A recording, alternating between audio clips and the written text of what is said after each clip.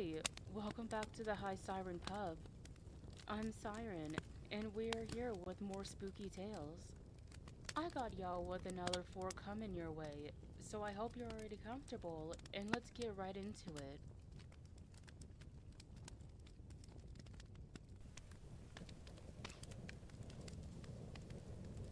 I am 27 years old. I live in Miami. I was born in India and moved to the US when I turned 24. Now, I used to have a friend that lives in Texas, and I'd visit him if I ever got the chance. I'd go with my truck since I'd enjoy road trips. At least I used to. It began normal enough. I loaded my truck, prepared food and drinks, made sure to bring some gas in case I ran out far from a gas station. I set out early in the morning. The first few hours were normal, until I got to a road in the middle of the forest and saw a sign that said, Road 14, do not stop under any circumstances. Strange. Probably some weird joke. I continued, ignoring the sign. I was pretty exhausted from the trip, so I decided to take a short break to eat some snacks I brought. I parked my truck on the side of the road and opened the glove compartment and pulled out a bag of potato chips I kept in it. I opened the bag and calmly stared into the forest. That's when I saw it. I saw a branch, but it looked too thick and too light to be one. I squinted and leaned closer to see. Then I realized what it truly was. A leg. A human leg lying there. Now my instincts kicked in, and I started a car and floored it as fast as I could. I didn't even notice I dropped the bag of chips all over myself. That was the least of my worries. Was that really someone's leg? How did it get there? Should I call 911? Too many questions were in my head, but this was no time to ponder. I prayed for the road to end soon, to at least see another car, to know I wasn't alone in this place. I shouldn't have made such a wish. A few minutes of driving later, I see a red car behind me. I was relieved and immediately looked back. I decided to slow down and let the red car get closer to me so I could try talking to the driver. Oh, how I wish I kept going at full speed. The car eventually got close enough. I looked in the rearview mirror and caught a glimpse of the driver. I squinted, then I poked my head out of my window and looked behind me. The result was the same. There was no one driving the car, but there was someone in the rear seat. I couldn't make them out. I thought my eyes were playing tricks on me, that maybe I was going insane, and the car is actually a figment of my imagination. That thought was disproved when it rammed the rear of my truck. Then I swear, I saw whoever was in the rear seat grin wider than should be for a human. At this point, I only had a single goal, to get out of this hell. I went at full speed. I managed to lose sight of the car, and I immediately took out my phone to look at Google Maps to where I was. There was no network. Freaking out, I kept on driving, hoping the road would end. At this point, I swear I started seeing faces, hundreds of them, peeking at me from the woods, with wide grins. However, I didn't even have time to process that because of how fast I was going. That's when it stopped. I looked at the dash. Shit, the gas ran out. It could not have been a worse time. Things can't get any worse. They did when I looked in the rearview mirror. A horde of people, with grins wider than humanly possible, were sprinting at my car at full speed in the distance. Everything about them looked uncanny, as if their bodies were AI generated. Necks and hair too long, arms a milliliter too big. It's hard to describe, but I knew they weren't human. At this point, I had no options. It'd take too much time to get out and fill the gas tank myself. I couldn't try hiding since they'd definitely have seen me, and no way could they not break through my truck. I resorted to the last option I had.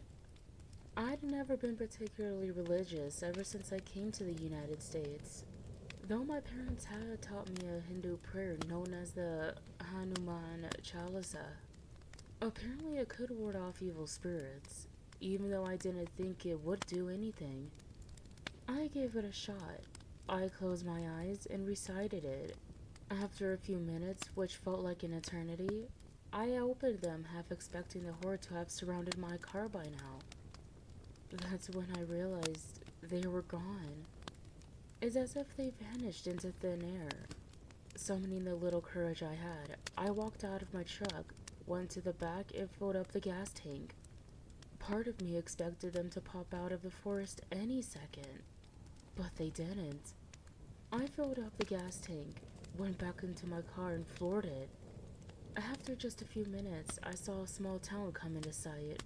I only stopped at the gas station to fill up gas, and then, not wanting to take any more chances, floored it and didn't stop until I was in a crowded area. The strangest part?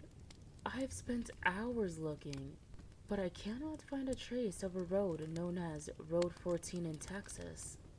Part of me thinks I just hallucinated it all, but that doesn't explain how the back of my truck is destroyed.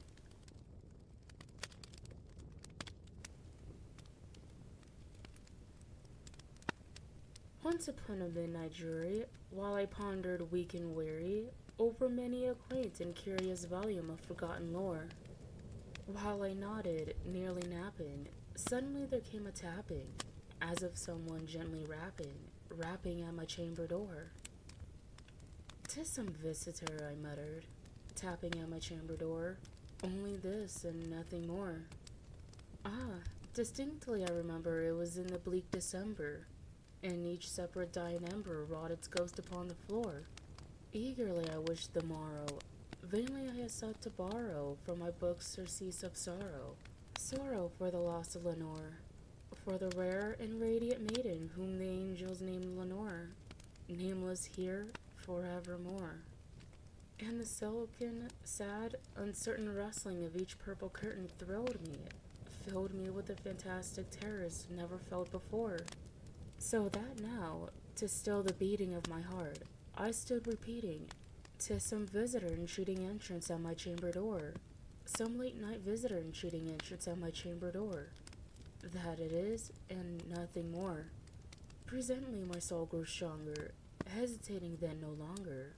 "Sir," said I, "or madam, truly your forgiveness I implore, but the fact is I was napping, and so gently you came rapping, and so faintly you came tapping at my chamber door, that I scarce was sure I heard you.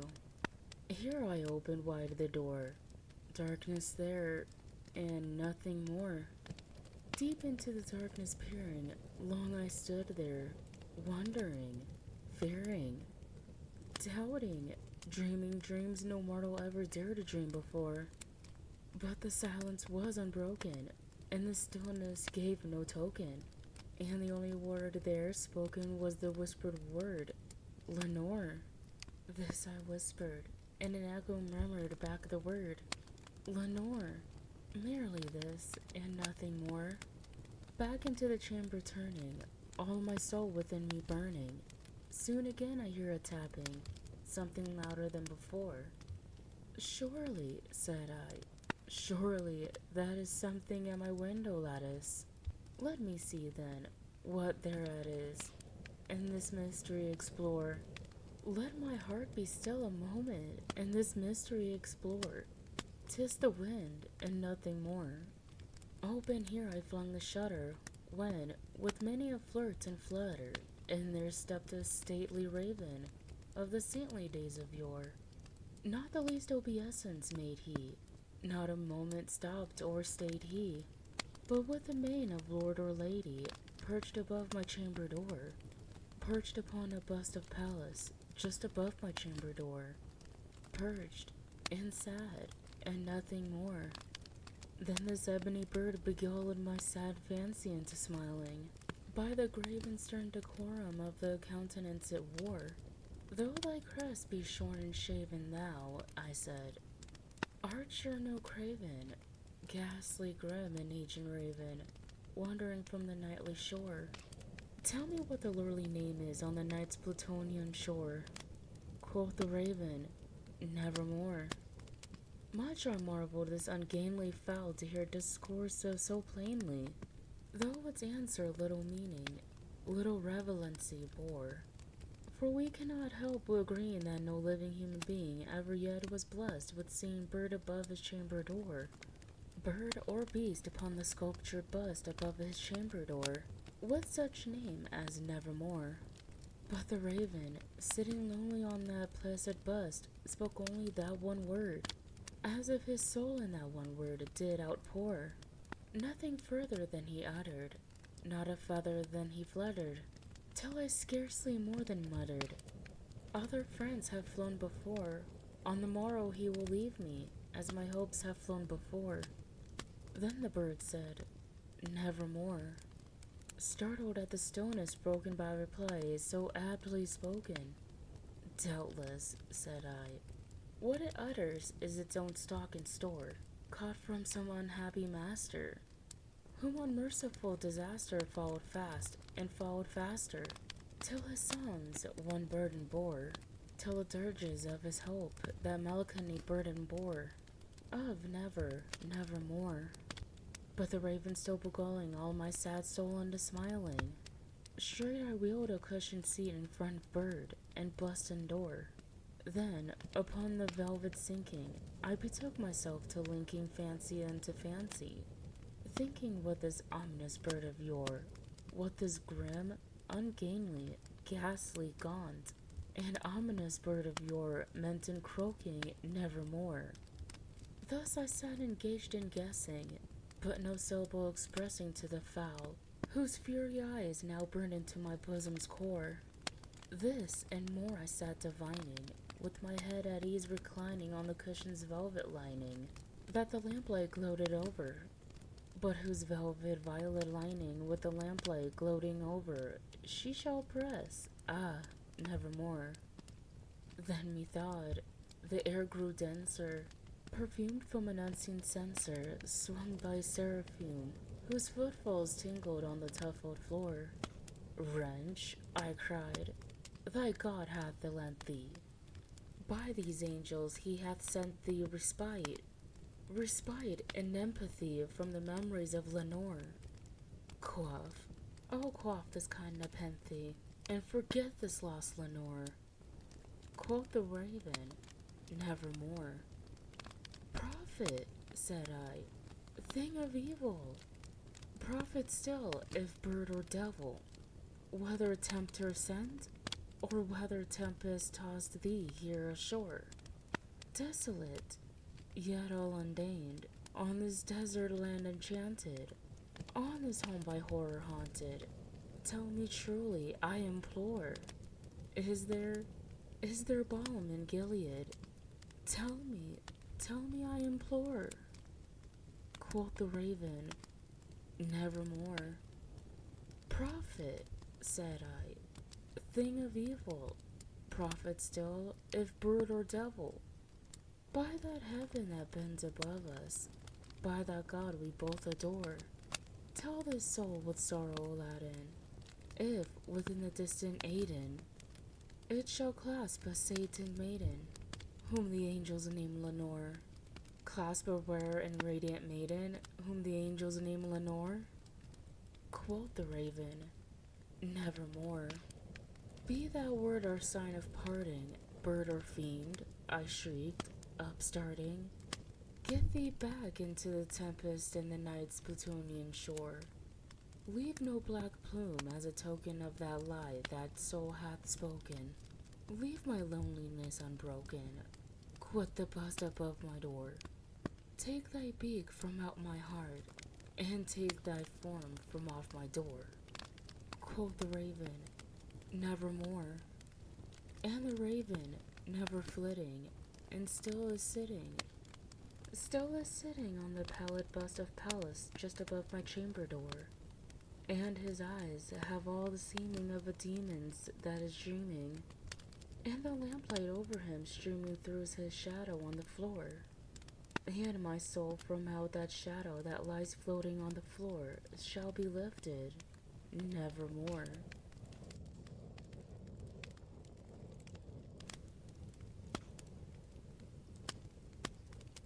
I used to love Disney when I was a little girl.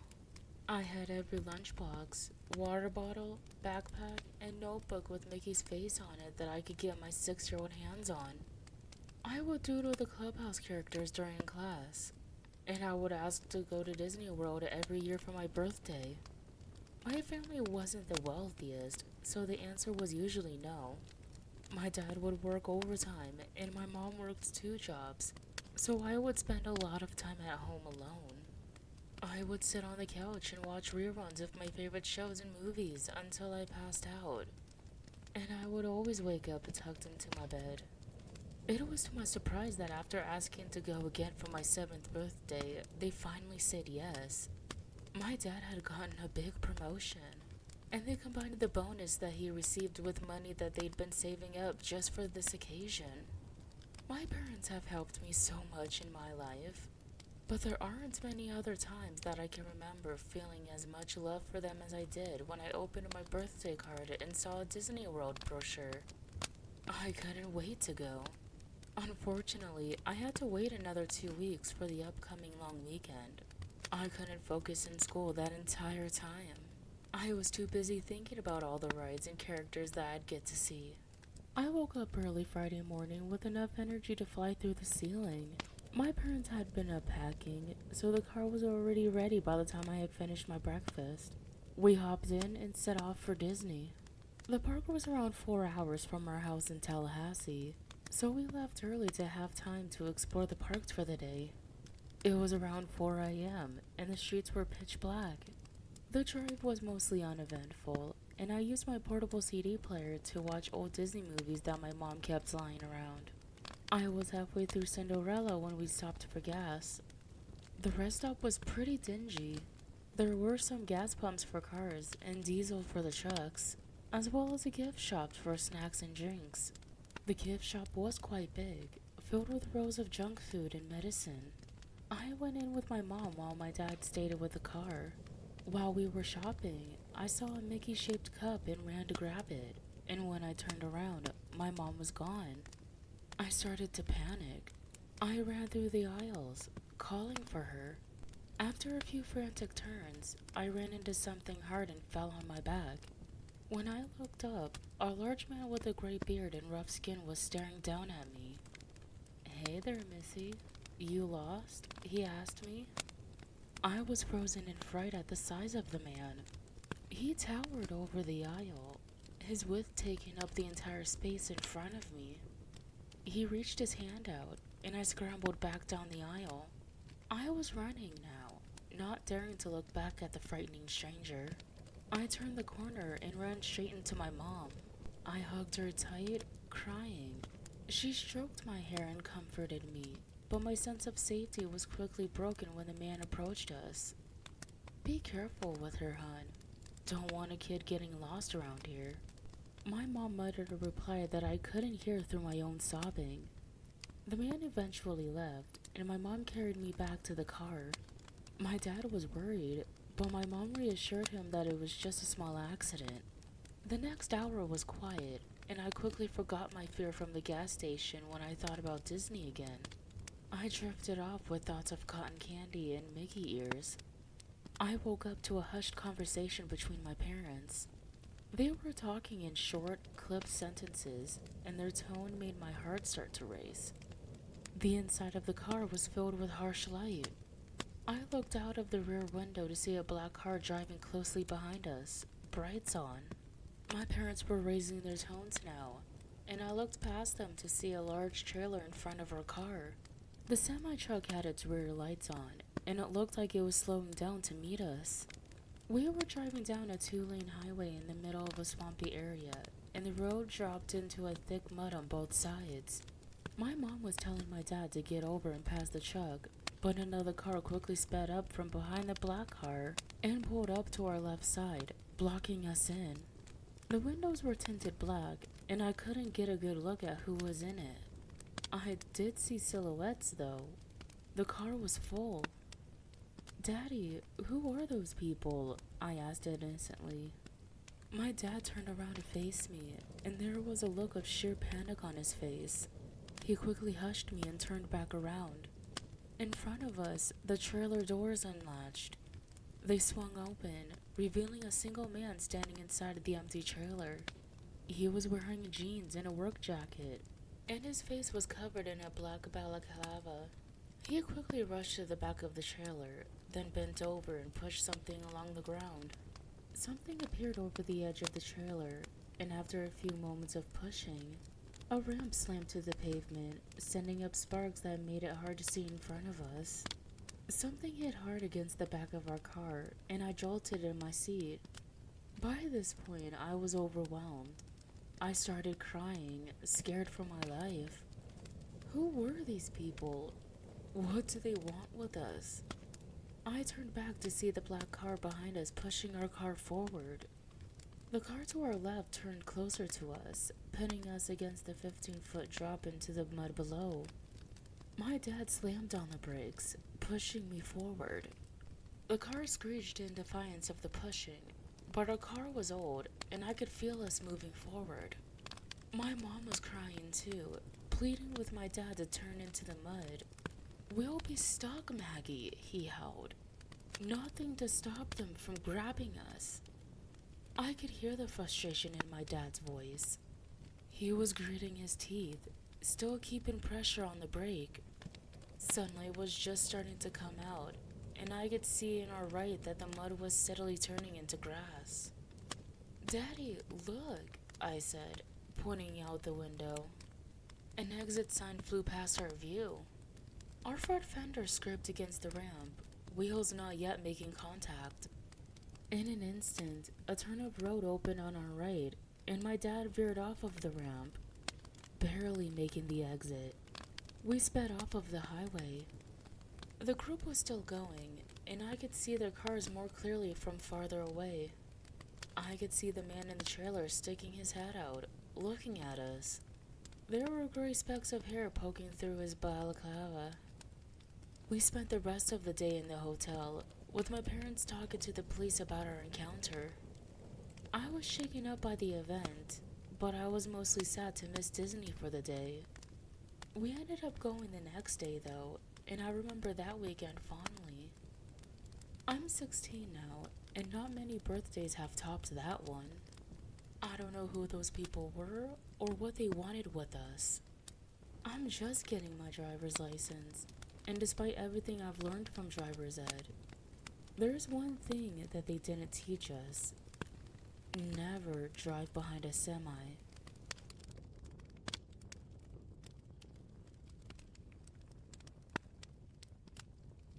The following is a set of brief instructions on how to play the Dead Poets game. Most of you have probably never heard of this ancient phenomenon that circled around England in the late 1800s during the Industrial Revolution. This practice can still be used by certain people, but I must warn you that what you will partake in is extremely dangerous.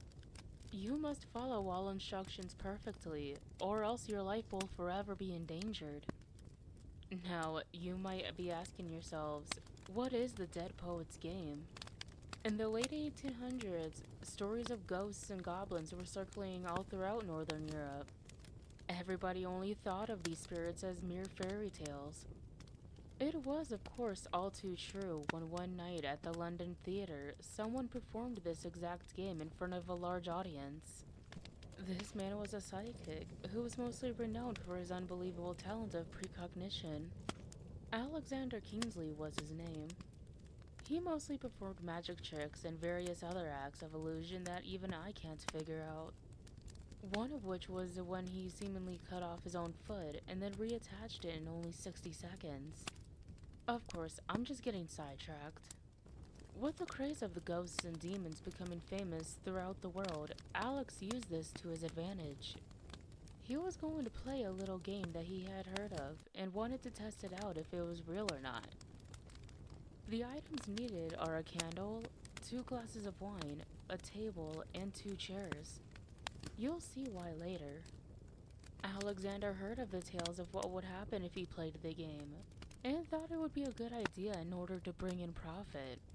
You see, at the time his tricks had, well, gotten a little stale, if you know what I mean. The idea of actually summoning a ghost on stage was the perfect idea to reel in a crowd. Soon, posters and advertisements were plastered all across London. Come and see the mysterious ace. For tonight, at 8 o'clock, he will summon the undead from their peaceful slumber. Come and see for yourself at the London Theatre House. Of course, this was back when literally everybody was a gullible idiot. Although, nothing has really changed, now has it? At that very night, Alexander, or Ace, was going to perform the game improperly. He wasn't acquainted with the key rules one has to follow. The rules. Number 1, you have to be alone. Number 2, you have to do it in the place where someone has passed on. Number 3, you have to take everything seriously. Alex was disrespecting these rules to the core, and the punishment for not following these rules are, well, you'll see later. The setup you have to follow is that you have to be in the vicinity of where someone has recently passed away. In fact, you need to place your table on the exact place in which they had passed away. You need to put your chair where the victim's head was pointing, and the other where the legs were. It also matters who died. It needs to be the body of a poet, hence the name. A poet can also be described as a calm, well-spoken, and nice soul. So if your husband was a very humble and collected person, then you can play this game. The reason for this is because when you contact the spirit, it'll often take the shape of a soul trapped in that area. If you want to have a nice conversation with the spirit, you wouldn't want it taking the shape of a demon, now would you? This brings us to the first rule. Be alone. If you aren't alone, then the spirit may possess the poor soul who didn't sit down in the head chair, as I call it. And trust me, it is very hard to save a soul from this fate. If the other person gets possessed, the ghost will have full control over the body. Sometimes if it's a demon, then your friend may do unspeakable things to you and anyone around him or her. The same rule applies to you if you don't sit down in the head chair, or if you don't have the table placed in the right spot. If you're like me, at this point you've probably predicted the fate of Alexander and his audience. But trust me when I say this, not following the rule in which you're supposed to act in a sensible manner is the worst one of them all. And poor Alex was a 19th century magician with brightly flamboyant colors for clothes. Not following this could haunt you for the rest of your days, but the fact that Alex was breaking all of these rules was even worse. To properly play, you must lock yourself in the room, closing all the blinds, and be sure to do it at night. No light must be in the room at this time, except for the faint flickers of light emanating from the candle that you need to place on the table. Take out the 2 wine glasses and pour both glasses with a drink of your choosing. This symbolizes a peace offering to the spirit, showing that you mean no harm to him or her. I should remind you that you must have no form of technology inside the room. Also, you must make sure that you have no way of contacting anyone else in the outside world. To start, you must call to the spirit that you mean no harm to them. You pour their glass and raise your own and take a sip. If you have done this correctly, after lowering your glass, there will be someone sitting across from you. At this point, you must not display any signs of fear in your voice or your facial expressions. You must not provoke the spirit in any way. You must act sensible. To start the game, you must say, "I wish to start a match." The ghost will usually nod and raise the glass. The spirit will be taking the appearance and personality of the deceased body of your choosing.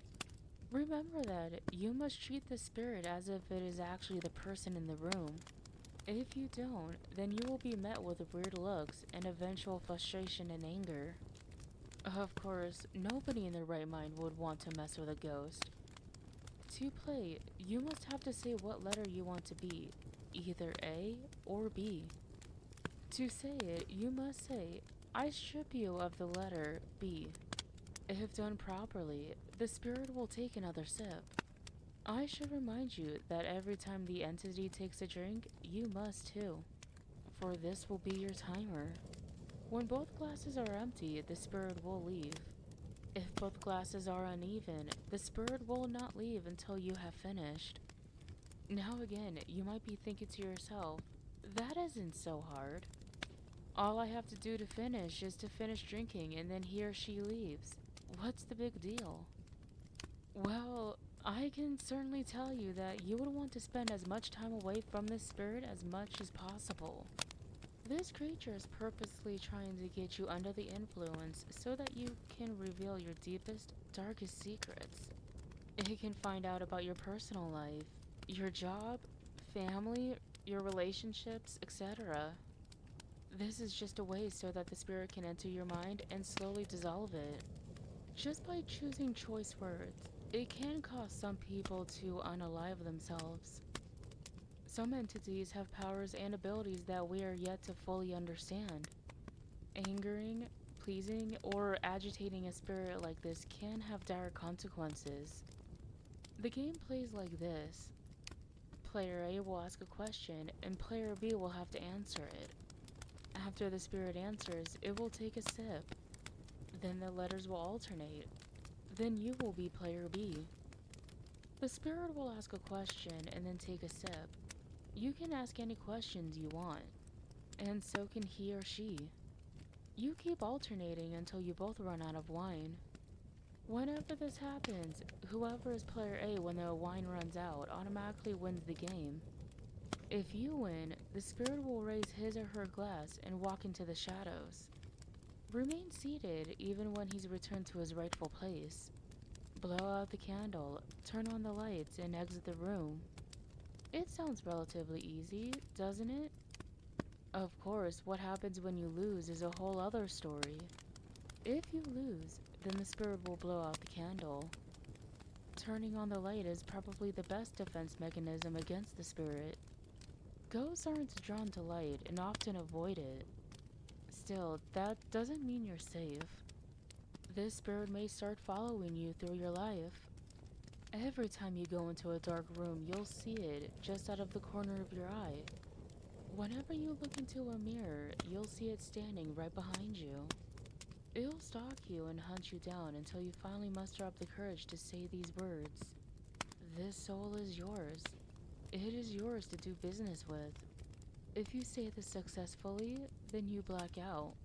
You will wake up in a room similar to your own, except darker and stranger. There's no doors or windows, just a bed. This spirit now has your soul, and it can choose to do whatever it wants with your body. Think of this strange realm as a sort of waiting room. As soon as someone else wants to play, you will be summoned and be forced to play. If you lose, then you will be forced back into that room, and you will have to wait again. Sounds pretty damn easy, doesn't it? Usually you are the only person in this dimension, and until you are summoned, nobody else can enter. A year before the phenomenon had spread to England and made popularized by Alex, a violent prisoner named Pierre played the game. Using the passing area of his unlucky cellmate, he had heard of this game and had heard of the effects. He thought that if he lost and was summoned in somewhere like England, he would be able to make his escape from life imprisonment.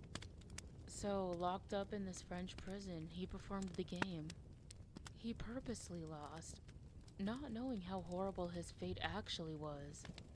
He spent a whole year in his hellish prison, screaming in agony, banging on the concrete walls as he got no response from anyone or anything.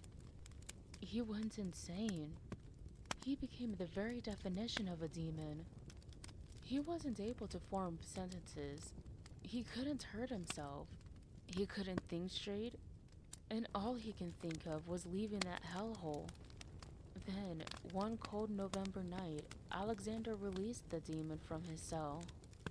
With no real way of a human form, and with an overwhelming audience of bodies to possess, Pierre could not control himself. He was transformed into his natural body. Except he had aged exponentially. He stank of feces, his clothes were tattered and worn out, and he was screaming like a rabid dog. He was foaming from the mouth.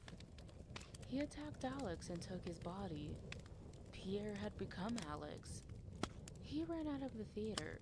Crowds were running after him, some calling him a genius, and others calling him a monster. Alexander automatically lost the game. He didn't follow the rules, and thus his fate had befallen him. And so, if you've learned anything from this, do not take the risk by playing this game. It will ruin you. It will destroy you. It will dismantle the very fabric of your world. If you do choose to play this game, I suggest playing alone.